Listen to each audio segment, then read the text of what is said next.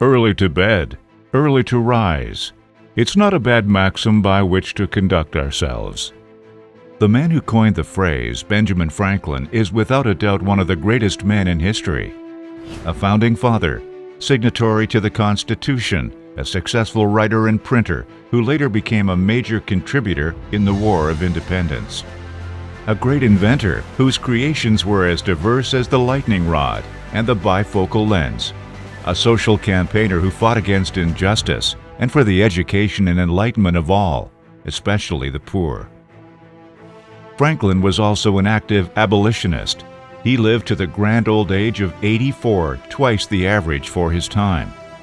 Few have contributed so much to so many fields, and he was perhaps the greatest polymath in history. But how could one man fit so much good into his life? A problem Franklin solved masterfully. He would seek to achieve moral perfection, a task he considered both bold and arduous, and therefore for Franklin extremely appealing. To meet this challenge, Benjamin created his 13 virtues, guides through which to live one's life. First was to show temperance, moderation in what we consume. He endeavored not to waste words and to say only what needed to be said. He called his virtue silence.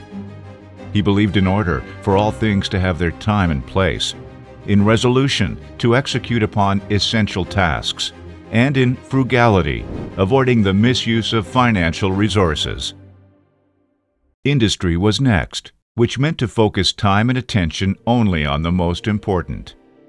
Use no hurtful deceit, he said, under his virtue of sincerity. He believed in justice and moderation, in cleanliness in all we do, tranquility or maintaining a sense of perspective. His last two virtues were chastity, the importance of which he learned from experience, and humility. Franklin was not a Christian, but he believed in a higher being. He tried to live his life accordingly, seeking to imitate Jesus and Socrates. In fact, he added humility as an additional virtue to his original 12.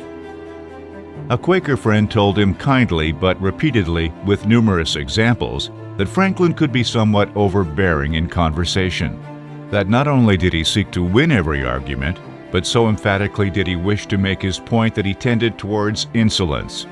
He was determined to rid himself of this arrogance. But Franklin understood that his virtues were targets rather than absolutes. His dream was to live his life without committing any fault at any time, an impressive goal, and he realized that any progress he made towards it would make him a better person. Franklin was a realist as much as a dreamer, and to change his life so wholeheartedly would present too much of a challenge even for himself. So he sought to achieve his virtues one at a time. He created a chart on which he could record his failings and focused on one virtue for each week. Whenever he wavered, he would restart the week again and persisted until he could adhere to the virtue for a continuous 7 days. His aim was to gradually reduce his failings. And although to begin with, he found so many that he wore away the ledger in which he recorded them, gradually they became less and less commonplace. Franklin stuck to his task, occasionally breaking from it and returning anew. Soon he found he could take a week off, then a month, then a whole year, and needed only occasional returns to his goals to maintain his search for moral perfection. He used these guidelines to organize his days, maximizing productivity in every moment. He rose at 5 after sleeping with the window open, something frowned upon in those times. He breakfasted early and worked until noon, at which time he ate his main meal of the day. He worked again from 2 until 6. Then he ate lightly before spending the rest of the evening reviewing his day, talking and relaxing. He retired promptly at 10. Even in our modern times, we can see that this is an efficient way in which to live one's daily life. Before going to bed, he set an important daily question to answer. What good have I done today? He would ask of himself. Of his virtues, order was the one he found hardest to achieve. He learned that he could not control the lives of others, and where they interacted with him he must bend and sway towards their own needs.